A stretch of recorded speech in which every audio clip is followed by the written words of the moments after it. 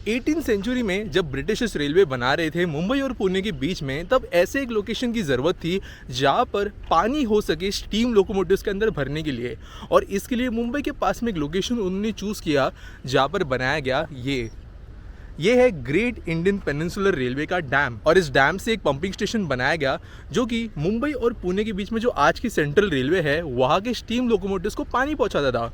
यहाँ पे इस डैम के बनने की वजह से रोड्स एंड पाइपलाइंस बनी और गवर्नमेंट को एक अच्छी रेल कनेक्टिविटी मिली जहाँ पर इंजन रिलायबली ट्रैवल कर सकते थे। और इसके लिए यहाँ पर एक कंटोनमेंट भी सेटअप किया गया जिसका नाम था ऑर्डिनेंस एस्टेट अंबरनाथ, जहाँ पर बहुत बड़ी स्केल पर फैक्ट्री सेटअप की गई जो कि आर्म्स एंड एम्यूनिशन बनाती थी।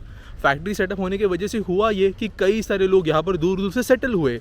सेटल होने की वजह से यहाँ पर उनको सर्विसेज प्रोवाइड करने के लिए स्कूल्स बने, मार्केट्स बने, हॉस्पिटल्स बने और धीरे धीरे ये एरिया ज़्यादा डेवलप होने लगा। रोड्स बने, रेलवे कनेक्टिविटी तो थी ही, लेकिन क्योंकि पानी भी अबंडेंटली अवेलेबल था तो यहाँ पर पूरे के पूरे दूसरे इंडस्ट्रियल जोन सेटअप होना शुरू हुए, क्योंकि बड़ी फैक्ट्रीज़ को सप्लाई करने के लिए छोटी फैक्ट्रीज़ की ज़रूरत होती है। और इस तरह से बना MIDC अंबरनाथ। आज ये एक ऐसा इंडस्ट्रियल क्लस्टर है जहाँ पर 356 से ज़्यादा रजिस्टर्ड कंपनीज है। गोदरेज एरोस्पेस, सियाट टायर्स, कई सारे फार्मास्यूटिकल कंपनीज, ऐसी बहुत ज़्यादा चीज़ें यहाँ पर एस्टैब्लिश्ड है। 1 लाख से ज़्यादा लोग यहाँ पर आज एम्प्लॉयड है और इसके वजह से एक इंडस्ट्रियल बूम यहाँ पर आया जो कि शहर के पॉपुलेशन को कुछ 100 से लाखों के ऊपर ले गया। और ये सब मुमकिन हुआ एक शुरुआत की वजह से, जो कि ये था जहाँ से इस कहानी की शुरुआत होती है। अब आपको मैं ये सब बता क्यों रहा हूँ?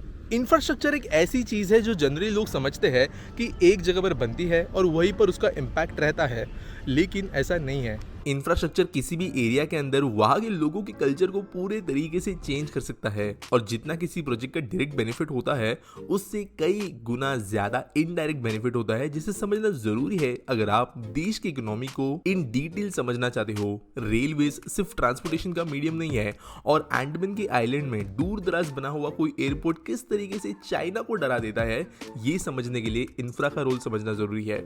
जब किसी गाँव में एक पानी का पाइप आ जाता है तो वहाँ के लोगों की इनकम 3 गुना बढ़ जाती है। लेकिन ये चीजें एक्चुअल में फंक्शन कैसे करती है और आप एज अ पर्सन कैसे इन चीजों को खुद से समझना शुरू कर सकते हो, ये जानने के लिए मैंने आपके लिए कुछ लाया है। अगर आप कोई सिविल सर्विस एस्पिरेंट हो जो इंडिया के अंदर इंफ्रा एंड ह्यूमन कनेक्शन को समझना चाहता है, कोई ऐसे स्टूडेंट हो जो क्यूरियस है देश की इंफ्रा हिस्ट्री के बारे में, या बस कोई ऐसे पर्सन जो स्टार्टिंग टू एंड समझना चाहता है कि क्यों हमारे देश के अंदर इंफ्रास्ट्रक्चर आज के डेट में ही नहीं बल्कि हमेशा से इंपॉर्टेंट रोल प्ले करता हुआ आया है और पूर्वतन काल से लेकर आज तक, चाहे वो एक्सप्रेसवेज हो या बुलेट ट्रेन, पैसेंजर ट्रांसपोर्टेशन हो या फ्रेट, देश के इंटरनल प्रोजेक्ट्स हो या फिर उसका ग्लोबल जियोपॉलिटिकल इन्फ्लुएंस, सारी चीजों को मैं आपको समझाऊंगा in detail crash course to understanding Indian infrastructure के अंदर, जहां पर आपको सीमेंट कंक्रीट के आगे इंफ्रास्ट्रक्चर के इम्प्लीकेशंस लोकल से लेकर ग्लोबल लेवल तक मैं आपको समझाऊंगा। और इसकी वजह से आप रेडी रहोगे ना सिर्फ किसी भी सवाल को फेस करने के लिए, लेकिन किसी भी चीज को सेल्फ एनालाइज करने के लिए जब हम बात करें देश के इंफ्रा के बारे में, चाहे वो किसी भी कॉर्नर के अंदर क्यों ना हो। और करेंटली आपको मैं 70% का डिस्काउंट दे रहा हूँ इस कोर्स के ऊपर।